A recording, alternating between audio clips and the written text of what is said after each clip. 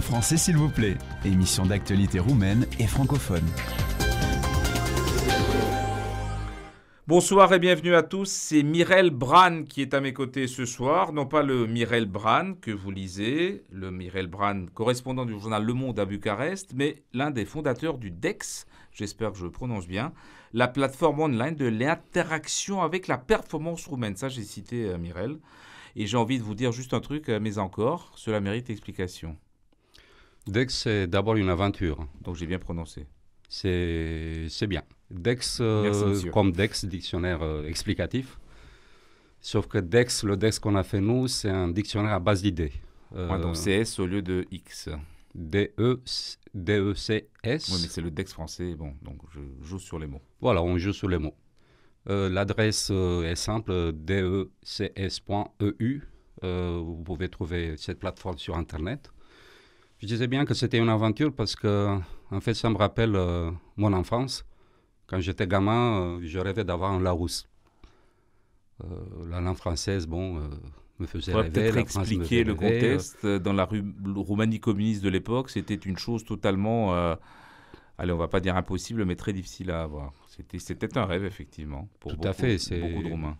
C'était presque un rêve interdit. Hein. On ne trouvait pas des livres français sur le marché roumain à l'époque. Donc, c'était vraiment un rêve d'avoir un dictionnaire Larousse. Et cette idée de dictionnaire m'a longtemps poursuivi. Et je l'ai retrouvé sous cette forme, en fait, l'année dernière.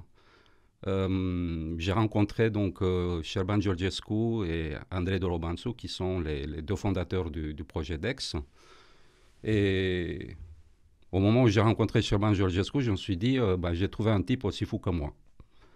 Et j'ai bien aimé ce côté créatif chez ce type. Il est producteur de films documentaires et reportages. Et il avait donc un travail sur projet, le DEX, qui était à la base une plateforme sur Internet où on peut voir, on va dire, l'intelligentsia humaine, quoi, les gens qui ont quelque chose à dire dans leur domaine. Et l'aventure a commencé comme ça. À partir de cette rencontre-là. Moi, j'étais déjà très frustré en tant que journaliste. Je sillonnais la Roumanie. Je sillonnais la Roumanie, je faisais en moyenne dans les 50 km tous les ans. Hein, je connais bien ce pays.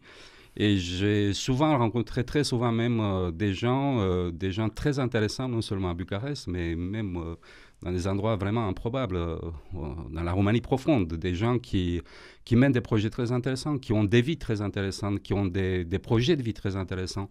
Et ces gens-là, on ne les voit jamais dans les médias, on ne les voit jamais à la télé, on ne les voit jamais dans les journaux, à la radio.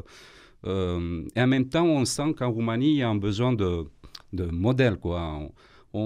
C'est devenu presque un cliché de dire que la nouvelle génération a besoin de modèles. Et puis, finalement, qu'est-ce qu'on leur offre? Silicone.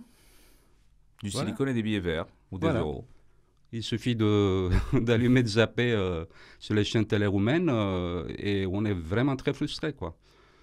Donc, du coup, j'avais accumulé cette frustration. Comment faire pour montrer tous ces gens-là?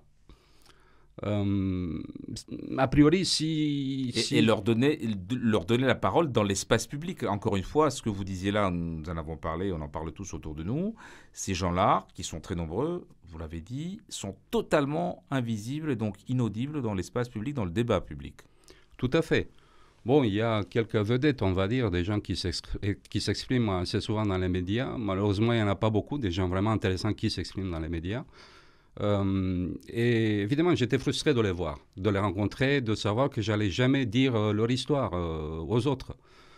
Aller avec un projet de ce genre-là sur les médias classiques, hein, dans les chaînes de télévision ou dans les médias roumains, la première réaction, c'était de dire que ça ne fait pas d'audience. Moi, je suis très retenu sur cette question-là. DEX, c'est une plateforme où on voit tous ces gens-là, mais c'est aussi, je pense, un support qui peut avoir un grand impact sur le marché roumain. Pourquoi? La raison est très simple. Comme je disais, on a une nouvelle génération qui est à la recherche de modèles. On a une nouvelle génération qui est assoiffée de connaître, de trouver autour d'eux des gens qui peuvent vraiment être des modèles pour leur vie. Et ils sont là, ces gens-là. Et les montrer quelque part dans l'espace public, ça peut faire un énorme impact sur la vie de ces jeunes. La Roumanie, en français s'il vous plaît. Avec le journaliste Mirel Bran et le projet DEX. Mirel, le contenu de DEX est un inventaire à l'après-vert qui mélange allègrement des thèmes comme, je cite, la chimie du Big Bang ou les femmes contre les féministes. Vous appelez ça, je crois, de l'entertainment intelligent. Donc bon, ça ne fait pas d'audience, mais il faut quand même que ça parle au public. Comment allez-vous faire? Parce que c'est un patchwork. Tout à fait. Le grand défi du projet, c'est de découper les interviews qu'on a faites avec ces gens-là de manière à ce que ça passe bien sur Internet. Nous sommes allés avec ce projet sur Internet. C'était le seul espace public où on pouvait vraiment mettre en valeur ces gens-là. Et l'Internet a été une énorme opportunité. Hein. Maintenant, on peut trouver sur Internet évidemment de tout et n'importe quoi. Mais à la base, surtout de n'importe quoi, c'est vrai. Mais en même temps, c'est vrai que c'est une plateforme extraordinaire pour mettre en place des projets de ce genre-là. En quelque sorte, on n'est plus prisonnier des médias classiques. Nous sommes allés chercher ces gens-là. En effet, il y a des gens de tous les domaines. Hein. On a mis un accent assez fort sur la science, parce que dans le domaine culturel, il y a quand même un certain nombre de gens qui s'expriment ici. Donc, on a donné une priorité à la science, à l'informatique, à la médecine, mais il y a aussi des questions sociales, des questions d'anthropologie, des questions sur le féminisme, des questions sur tout ce que vous voulez sur cette plateforme. Je dirais que ce n'est pas nous qui avons inventé la roue. Hein. J'avoue qu'on s'est inspiré du site américain TED, qui est très connu, mais TED, c'est des centaines de millions de dollars comme budget. DEX, c'est 3 hommes et une petite équipe qui travaillent depuis 1 an et demi bénévolement, et souvent on a mis de l'argent dans notre poche pour le faire. C'est ça que j'allais vous demander, d'où vient l'argent là? Parce qu'en fait, parlons franchement, on se connaît, on est des journalistes, c'est un média alternatif. Tout à fait. D'où vient l'argent? Parce qu'il n'y a pas d'argent maintenant dans les médias roumains, il n'y a pas d'argent dans les médias tout court, pas seulement dans les médias roumains, et puis on voit à peu près partout la même chose. Donc comment allez-vous faire d'un point de vue financier? Ou comment faites-vous déjà? Au début, on s'est mis tous ensemble, on a mis toutes les ressources qu'on avait ensemble, y compris de l'argent. Quand je dis les ressources, Șerban Georgescu est patron d'une boîte de production, donc il a les équipements déjà pour filmer, pour monter, pour faire le boulot technique, on va dire. Derrière, il y a évidemment une équipe, des gens qui sont à la caméra, des gens qui sont au montage, et puis les gens qui font les interviews avec ces personnages. Donc, on a mis en fait ensemble les ressources dont on disposait chacun. Comme j'ai dit, on a même mis de l'argent dans notre poche. Pour l'instant, on n'a pas vraiment été financé pour ce projet. Nous l'avons mis sur Internet et il sera lancé à l'ambassade de France qui nous accueille à la résidence. C'est ce soir qu'il est lancé en fait. Là, on parle pendant le lancement en fait. C'est ce soir. Tout à fait, c'est ce soir. Et puis, un deuxième lancement pour le grand public à l'Institut français de Bucarest, sur le boulevard d'Acier, numéro 77, jeudi 25 juin à 17h. Eh bien, on va mettre ça sur le site internet, là, on va faire un peu de pub, là, voilà. C'est exceptionnel dans cette émission, donc vas-y. Donc, voilà, c'était une aventure. C'était une aventure, on ne savait pas trop où aller. Maintenant, côté argent, évidemment, c'est pas évident. Mais nous sommes arrivés à le faire. C'est le projet pilote qu'on peut voir sur Internet. Et maintenant, on est à la recherche de financement pour ce projet. Bon, il y a plusieurs sources. Il y a des sources de l'argent public et on vit surtout les fonds européens. Il y a des programmes européens qui peuvent financer ce genre de projet. Nous sommes en partenariat avec une unité de management liée au ministère de l'Éducation qui absorbe des fonds européens pour ce genre de projet. Le ministère de l'Éducation roumain. Le ministère de l'Éducation roumain, tout à fait. Donc, bon, voilà, ils vont s'occuper de ce projet, c'est-à-dire que théoriquement, selon les lignes de financement européennes, on peut avoir un budget de 200 000 € pour pérenniser le projet. Le projet est en cours, mais à cause des questions administratives, malheureusement, en Roumanie, toutes ces histoires de fonds européens, ça traîne. Ça traîne toujours. On devait, en principe, avoir l'argent l'automne dernier. On est au mois de juin. On l'aura peut-être à l'automne. On n'en sait pas trop. Deuxième source de financement, c'est le privé. Maintenant, on va aller surtout vers les investisseurs français parce qu'on veut donner une dimension francophone à ce projet. Il sera mis aussi en langue française. Et on va aller donc vers les investisseurs français qui sont présents en Roumanie, qui nous ont déjà dit qu'ils étaient prêts à financer ce projet.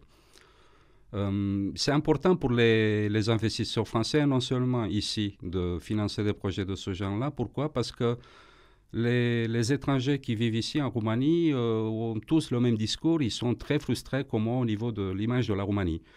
Ils vivent ici, ils ont vu l'évolution du pays.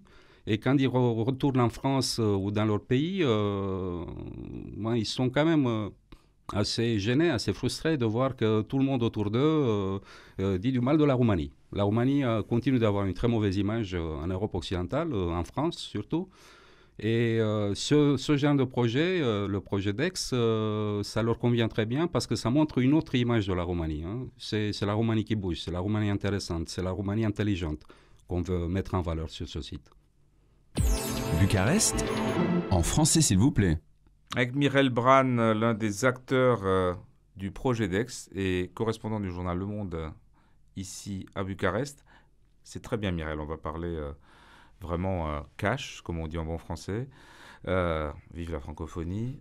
Je fais toujours ça dans l'émission et je ne suis pas le seul. C'est les langues qui évoluent. C'est très bien pour les aides. Vous me parlez d'un budget de 200 000 €, mais est-ce que vous allez gagner de l'argent et si oui, comment ? Parce que vous n'allez pas pouvoir tenir avec des fonds européens, des boîtes françaises ou étrangères qui vous aident. Il faut produire, c'est un média. Tout à fait. Derrière, Dex est une équipe qui compte une dizaine de personnes en tout.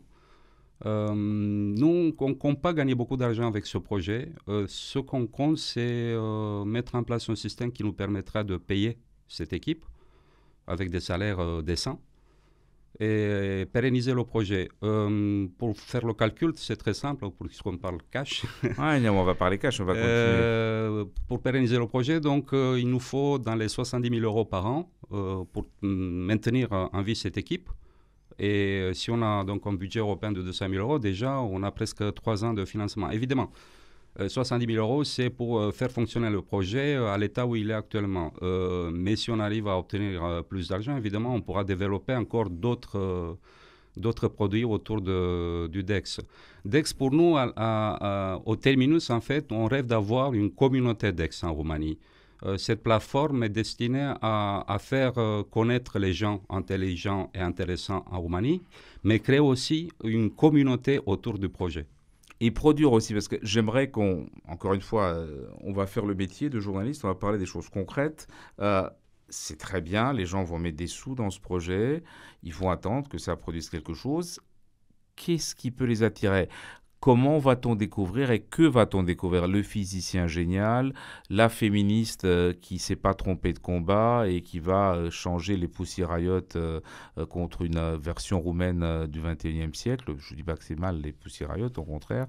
En ce moment, enfin, bon, quelque chose de neuf, quelque chose de nouveau. Est-ce qu'on peut raconter quelques exemples concrets qui puissent parler à la fois au public et à ceux qui veulent investir là-dedans. Et pourquoi pas le public, pourquoi pas le crowdfundraising comme sur Internet, où les gens soutiennent un chanteur, plutôt que des grands groupes qui sont pressurisés de tous les côtés.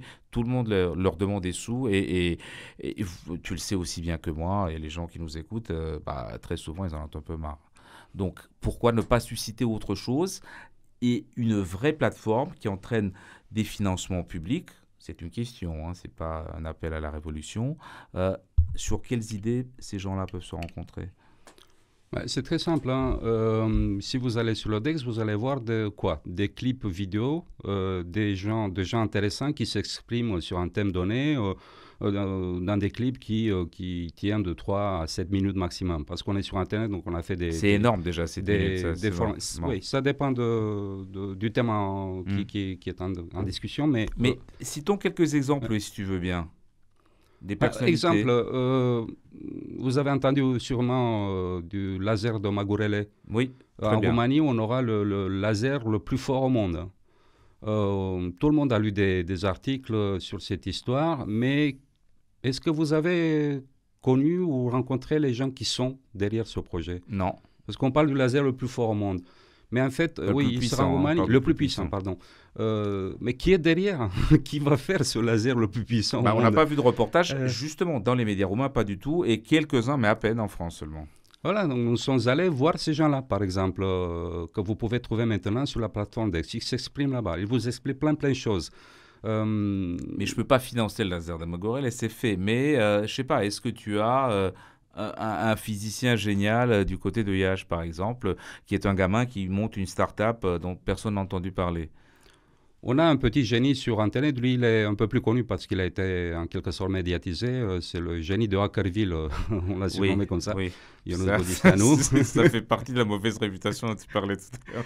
Hackerville, bon, c'est le surnom de Râmnicu Vâlcea, la ville qui est devenue en quelque sorte, on va dire, capitale mondiale des hackers. Ce qui est formidable quand même, ça c'est la bonne image de la Roumanie, parce qu'avant c'était que la Tsuika. Oui, Voilà, mais voilà un ouais, changement. Râmnicu Vâlcea avant c'était juste de la Tsuika et de la poterie autour. Mais là, bon. on très exporte une certaine forme d'intelligence. Et bon, ben, j'ai trouvé à Râmnicu Vâlcea ce jeune il avait 18 ans à l'époque où je l'ai rencontré. Imaginez que Google lui a proposé quand même un salaire de 30 000 euros par mois. Et il a refusé. Vous savez ce qu'il m'a dit quand je lui ai posé la question? Parce que bon, il Non. vit dans une petite maison modeste avec sa famille dans Râmnicu Vâlcea. Quand même, 30 000 euros par mois, c'est pas rien. Et il Ou m'a alors le dit- contraire, tu dis mais pourquoi pas 30 000 si c'est Google? Ouais, en fait, il m'a dit, et il avait 18 ans, il m'a dit, je ne veux pas travailler pour Google, je veux créer Google. Et Très là, ça bien. m'a fait beaucoup réfléchir. Je C'était me suis quand? dit, mais ouais, ça fait 3 ans au moins. Et il a fait quoi depuis? Depuis, il a reçu l'équivalent du prix Nobel en informatique. Il a inventé un appareil qui permet aux aveugles de voir avec la langue. Il a inventé une voiture qui marche tout seul. Il a inventé plein de choses. Enfin, la voiture qui marchait tout seul avait Et déjà... il a réussi à commercialiser tout ça, à vendre. Pardon d'être trivial, mais enfin, j'ose espérer qu'il n'est plus dans sa petite maison d'il y a 3 ans. C'est pour ça que je me fais l'écho des industriels qui peuvent parier sur ce, ou des simples particuliers qui vous écoutent ce soir et qui veulent parier sur vos personnalités mises en valeur sur Dex et qui se disent, voilà, si je parie sur un gars, il faut que ça me rapporte aussi, c'est une bonne action, mais c'est aussi un bon investissement. ce jeune... bon, Pardon pour la trivialité financière, encore une fois. Mais non, mais c'est la vie d'aujourd'hui. c'est important, l'argent. S'il n'y a pas d'argent, on ne fera pas des projets. Ce jeune, toutes les grandes universités américaines lui font la cour. Il a une bourse ouverte aux États-Unis. Il peut aller dans n'importe quelle grande université américaine pour étudier. Vous savez où il est actuellement? Il est Non. à la Polytechnique de Bucarest. Ah ben, c'est très bien. Il étudie à Est-ce Bucarest. qu'il est heureux, il est content? Il est très content. Ah ben voilà. Donc il y a des gens comme ça en Roumanie. Et c'est ces gens-là qu'on peut voir sur Dex. Bon, Dex, c'est pour tout le monde. Mais en même temps, on l'a pensé de manière à ce que les écoles de Roumanie, les lycées surtout, puissent utiliser ces clips vidéo comme matériel didactique. Hein. Bon, à Bucarest, on va dire que c'est plus facile pour les gens qui étudient au lycée. Il y a plus de moyens. Mais imaginez des petits lycées dans des petites villes perdues de la Roumanie profonde. Faites un tour et vous allez voir que les gens là-bas, bon, avoir déjà un manuel, c'est quelque chose. Oui, aujourd'hui encore. Et on est en 2015. Et on exporte une intelligence extraordinaire de Roumanie. C'est un pays qui produit de l'intelligence. Les gens sont très motivés. Ils sont très motivés dans ce pays. Alors, on leur donne quelque chose. On leur donne du matériel didactique avec le DEX. Alors, quelle est votre explication, Mireille? Parce que vous êtes quelqu'un qui montre du doigt ce qui ne fonctionne pas ici. Hein, c'est votre devoir de journaliste. Hein, porter la plume dans la plaie. Hein, on dit ça. Hein, c'est l'une des devises du Figaro. La devise du Figaro, entre autres. Quand on vous dit vous êtes roumain, vous êtes né ici, vous êtes devenu français, vous avez tout un parcours de journaliste occidental. Comment vendez-vous la Roumanie? Dans le bon sens du terme. Moi, en tant que journaliste, je me suis fait souvent critiquer pour mes articles parce Tout le temps, heureusement, mais ça c'est autre chose. Non, mais non, en tant que Mireille Brand, voilà. voilà. Vous n'avez pas à la vendre en tant que journaliste, mais le citoyen Mireille Brand a sans doute des indignations et des frustrations dont vous nous faites part ce soir, et une envie de vendre dans le bon sens du terme ce pays. Comment faites-vous? Qu'est-ce que vous mettez en avant? Écoutez, moi, à la base, moi, je suis aussi roumain, donc évidemment, je peux écrire des articles critiques sur la Roumanie parce que la réalité roumaine est ce qu'elle est. Mais en même temps, en tant que Roumain, évidemment que j'aimerais aussi que mon pays évolue, j'aimerais aussi de voir mon pays s'accomplir. J'aimerais bien voir le potentiel énorme qui est dans ce pays être utilisé dans le bon sens pour tout le monde. Mais qu'est-ce que les gens vous disent qu'est-ce qu'il y a de bien en Roumanie, qu'est-ce que vous dites d'abord, comme ça, dans une conversation au coin d'une rue, au Texas ou à Kuala Lumpur, là, pas forcément dans un monde francophone? C'est quoi la Roumanie? Qu'est-ce qui est bien en Roumanie? Vous dites quoi? Je vous dis ça parce qu'on aura un petit questionnaire à la fin de l'émission et j'anticipe un peu. Oui, ça m'est difficile de dire comme ça, vu qu'est-ce que je dis en premier. Bon, là, c'est lié au DEX, justement. C'est l'envie tout de suite, c'est le DEX qui m'est venu. Voilà. Voilà, si on veut parler de la Roumanie qui bouge, la Roumanie intéressante, on peut faire un tour sur le DEX, on va voir cette Roumanie-là. Cette histoire de... Qu'est-ce qui change par rapport à la Roumanie de Ponta, de Ioannis, de l'Ukraine, de la Transnistrie, de la Moldavie, de tout ce qui est problématique, confus et violent? Mais dès que c'est un espace où on peut oublier toutes ces histoires-là, ces histoires médiatiques, hein, on est assiégé par les informations du matin au soir. Le DEX, c'est un espace où on peut être tranquille et on peut trouver l'intelligence dont on a besoin pour évoluer nous-mêmes. C'est mardi soir, en français s'il vous plaît. C'est bien, je reviens avec Mireille Brand. On peut évoluer nous-mêmes avec nous-mêmes, disiez-vous tout à l'heure. Mireille Brand, fondateur du DEX, cofondateur du DEX, journaliste au Monde. J'ai pas envie qu'on fasse l'actualité. On fera peut-être une émission sur un retour, votre analyse sur l'actualité roumaine. Mais justement, j'aimerais insister sur cette démarcation entre le citoyen qui est totalement absent, je ne parle pas de vous, mais totalement absent de la vie politique et de la vie citoyenne en Roumanie, et le journaliste qui est connu, encore une fois, qu'on lit, qu'on critique, qu'on admire, etc. Peu importe. Donc, on va oublier le Mireille Brand, journaliste. Le citoyen Brand, comment fait-il pour se faire entendre en Roumanie au-delà du DEX? Alors, pourquoi est-ce qu'on en est là aujourd'hui en Roumanie? Pourquoi est-ce qu'on ne voit pas ces gens remarquables? Ça, c'est, encore une fois, je répète, j'ai dit ça en début d'émission, on a tous autour de nous des gens formidables qu'on ne voit jamais. Pourquoi est-ce que ces gens-là n'ont pas accès à la parole publique? Ça me ramène encore à cette histoire d'image mauvaise de la Roumanie à l'étranger. Non, mais à l'intérieur, pas à l'étranger, à l'intérieur. Moi, je crois que la Roumanie a une mauvaise image à l'étranger parce que les Roumains ont une très mauvaise image d'eux-mêmes. C'est ça le vrai problème. Ça, c'est certain. Le problème, ce n'est pas le regard des étrangers. Le problème, c'est notre façon de nous percevoir, de nous saisir dans le regard de l'étranger. Allez-y, Émile Sioran. Je vous écoute. Quel compliment. C'est un auteur que j'adorais. J'ai eu le bonheur d'échanger avec et justement j'ai envie d'entendre ça parce qu'il le disait et puis c'est pas le seul et puis il n'a pas inventé cette espèce de terrible passion pour l'autoflagellation que les Roumains développent et nous montrent en plus beaucoup. Donc pourquoi, comment ça Allez, faisons un peu les psys, il nous reste 5 minutes avant le questionnaire. Enfin c'est vous le psy, hein, moi je suis juste le journaliste, c'est facile là. Essayez d'imaginer que vous avez accès à la Roumanie, vous ne connaissez pas le pays, vous avez envie de le découvrir. Et imaginez que vous ne pouvez le découvrir qu'à travers les médias roumains. Vous lisez ce qu'il y a dans ces médias-là, sur ce pays, et vous découvrez le pays. J'aimerais pas être dans votre peau. Et j'aimerais pas découvrir cette Roumanie-là comme ça. Ce qu'on peut voir dans les médias, c'est cette autoflagellation dont vous parliez tout à l'heure en citant Sioran. C'est comme une maladie dont on n'est pas vraiment encore guéri. Pour guérir de cette maladie, on fait comment? On va aller voir ce qui marche. On va aller voir ce qui est vraiment intéressant dans ce pays. Et on va le montrer. À partir du moment où vous montrez aux gens qu'il y a autour d'eux dans leur pays des Roumains comme eux qui sont très intelligents et qui font des projets extraordinaires, à ce moment-là, je pense qu'on va changer un peu d'image par rapport à nous-mêmes.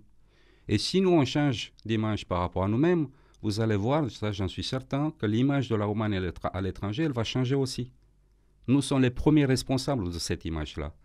Et ce qu'on voit dans cette image-là, c'est notre propre image, c'est ce qu'on se renvoie sur nous-mêmes. C'est le miroir. C'est un miroir.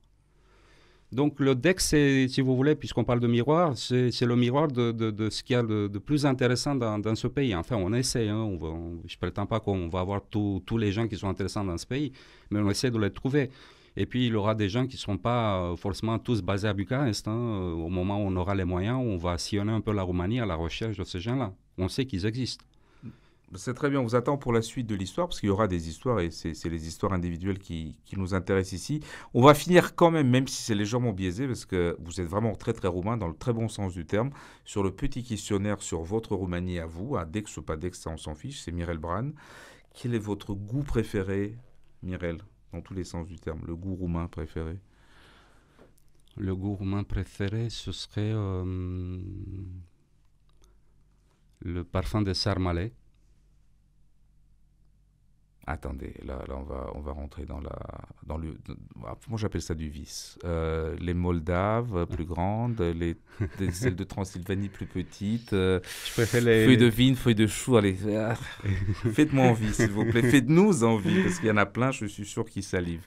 Lesquels j'ai dit ce qui est sorti, c'est la première image quand vous avez avez dit goût, j'ai vu des sarmalés. Après on va pervertir avec ou sans mamaliga, crème fraîche ou pas, dans lesquels oui.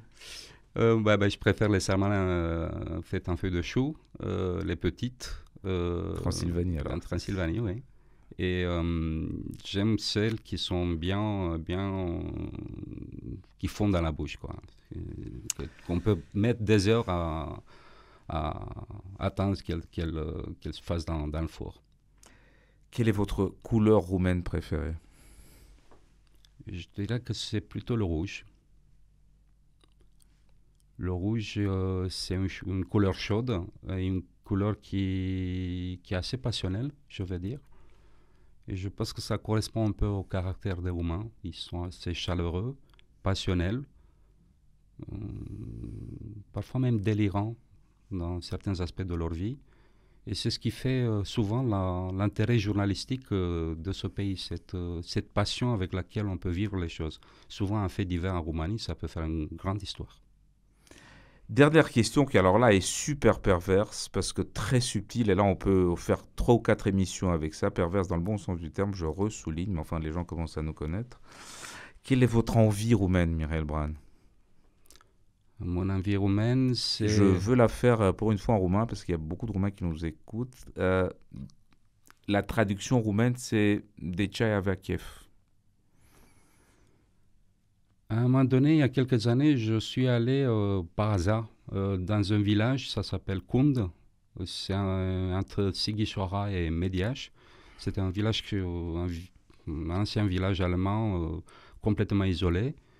Et là-bas, j'ai rencontré un jeune Allemand qui s'était installé sur place, qui avait acheté plusieurs maisons et qui les avait rénovées en respectant la tradition locale. Et il faisait du tourisme, un tourisme très intelligent. On trouvait vraiment la vraie campagne roumaine là-bas. Et il avait réussi de redonner vie à ce village. Et quand je suis arrivé sur place, j'ai cru vraiment que j'étais au paradis. Et puis le prince Charles est arrivé. Le prince Charles n'était pas loin.